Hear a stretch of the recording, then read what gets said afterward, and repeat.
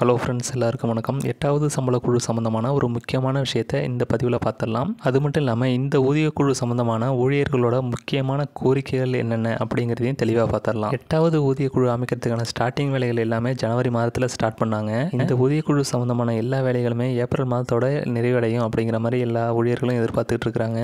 இதுக்கான வேலைகள் எல்லாம் முழுமையாக முடிவடையும் போது தான் அரசு ஊழியர்களோட இந்த கோரிக்கை எல்லாம் அரசு ஏற்குமா ஏற்காதா அப்படிங்கிற விஷயத்தை நம்ம தெரிஞ்சுக்க முடியும். 8வது ஊதியக்குழு அமைக்கிறதுக்கு முன்னாடி மத்திய அரசு ஊழியர்கள் எல்லாருமே கவர்மெண்ட்டுக்கு முக்கியமான சில கோரிக்கைகளை வச்சுருக்கிறாங்க. அது என்னென்னு ஒன்று ஒன்றா பார்த்துடலாம். இதில் அரசு ஊழியர்களை வைக்கிற முதல் கோரிக்கை என்னென்னு பார்த்தீங்கன்னா, அதாவது என்பிஎஸ் அப்படின்னு சொல்லக்கூடிய புதிய ஓய்வூதிய திட்டத்தை ரத்து பண்ணிவிட்டு ஓபிஎஸ்ன்னு சொல்லக்கூடிய ஓல்டு பென்ஷன் ஸ்கீமை கொண்டு வரணும் அப்படிங்கிற கோரிக்கையை வச்சுருக்கிறாங்க.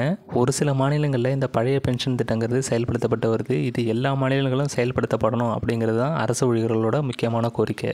இதில் அரசு ஊழியர்களின் அடுத்த கோரிக்கை என்னென்னு பார்த்தீங்கன்னா, அதாவது 8வது சம்பள குழுவை உடனே நியமிக்கணும் அப்படிங்கிற கோரிக்கையும் இருந்துச்சு. இது சம்மந்தமான ப்ராசஸ் இப்போ போயிட்டுருக்கு. ஸோ 8வது சம்பள குழு சம்மந்தமான பணிகள் எல்லாமே ஏப்ரல் மாதத்தோட நிறைவடையும் அப்படிங்கிற மாதிரி எதிர்பார்க்கப்படுது. அது மட்டும் இல்லாமல் ஜனவரி 2026 இந்த 8வது ஊதிய குழு செயல்படுத்துறதா கவர்மெண்ட் அறிவிச்சிருக்கிறாங்க. இந்த லிஸ்ட்டில் அரசு ஊழியர்களோட இன்னொரு முக்கியமான கோரிக்கை என்னென்னு பார்த்தீங்கன்னா, அதாவது கருணை அடிப்படையில் ஒரு சில பேருக்கு இந்த கவர்மெண்ட் வேலைவாய்ப்பானது கிடைச்சிட்டு இருக்கு. இப்படி கருணை அடிப்படையில் கொடுக்கப்படுற இந்த வேலைவாய்ப்புகளில் ஒரு சில கட்டுப்பாடுகளையும் வரம்புகளையும் கவர்மெண்ட் வச்சிருக்கிறாங்க. இப்படி கொடுக்கப்படுற அந்த வேலைவாய்ப்புகளில் எந்த ஒரு வரம்புகளும் கட்டுப்பாடுகளும் இருக்கக்கூடாது அப்படிங்கிறது அரசு ஊழியர்களோட முக்கியமான கோரிக்கை. அது மட்டும் இல்லாமல் இது சம்மந்தமான காலி பணியிடங்கள் எல்லாத்தையுமே உடனடியாக நிரப்பணும் அப்படிங்கிறதும் அரசு ஊழியர்களோட கோரிக்கையாக இருக்குது. இந்த சம்பளக்குழு சம்மந்தமான அரசு ஊழியர்கள் அடுத்த கோரிக்கை என்னென்னு பார்த்தீங்கன்னா, அதாவது கொரோனா காலத்தில் இந்த அகவிலைப்படி அப்படிங்கிறது நிறுத்தி வச்சுருந்தாங்க. இப்படி நிறுத்தி வைக்கப்பட்ட அந்த அலோன்ஸ் எல்லாத்தையுமே உடனடியாக வெளியிடணும் அப்படிங்கிறதும் அரசு ஊழியர்களின் முக்கியமான கோரிக்கை. இந்த சம்பளக்குழு சம்மந்தமாக நம்ம பார்க்கக்கூடிய ரொம்ப முக்கியமான விஷயம் என்னென்னு பார்த்தீங்கன்னா, அதாவது கம்யூட்டட் பென்ஷன். கம்யூட்டட் பென்ஷனுங்கிறது அரசு ஊழியர்கள் ஏதாவது ஒரு காரணத்துக்காக தன்னோட ஓய்வூதியத்திலேருந்து ஒரு அமௌண்ட்டை முன்கூட்டியே கேட்பாங்க. இப்படி வாங்கப்படுற அந்த ஓய்வூதிய தொகைங்கிறது 1/3 அப்படிங்கிற பர்சன்டேஜுக்கு அதிகமாகாமல் மொத்த ஓய்வூதிய தொகையை தொகுத்து கொடுப்பாங்க. இதுதான் கம்யூட்டட் பென்ஷன் அப்படின்னு சொல்கிறாங்க. இப்படி அரசு ஊழியர்கள் முன்கூட்டியே இந்த வாங்கக்கூடிய இந்த பென்ஷன் அமௌண்ட்டுக்கு பின்னாடி இருக்கிற அந்த அமௌண்ட்டு குறை ஓய்வூதியம் அப்படின்னு சொல்கிறாங்க.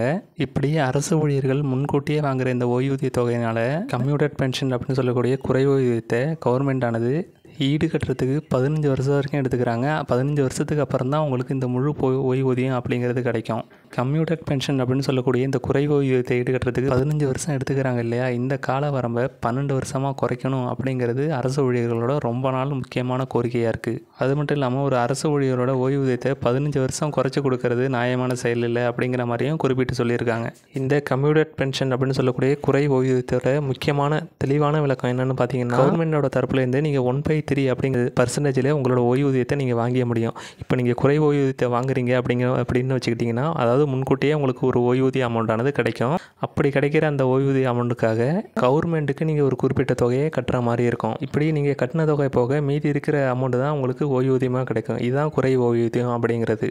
ஸோ கம்யூட்டட் பென்ஷன் அப்படின்னு சொல்லக்கூடிய குறை ஓய்வூதியம் சம்மந்தமான உங்களோட கருத்துக்களை கமெண்ட்டில் சொல்லுங்கள். இந்த தகவல் பயனுள்ளதாக இருந்ததுன்னு நினச்சிங்கன்னா இந்த பதிவை உங்களோட ஃப்ரெண்ட்ஸுக்கும் ஷேர் பண்ணிவிட்டு மறக்காமல் நம்மளோட சேனலை சப்ஸ்கிரைப் பண்ணிவிடுங்க.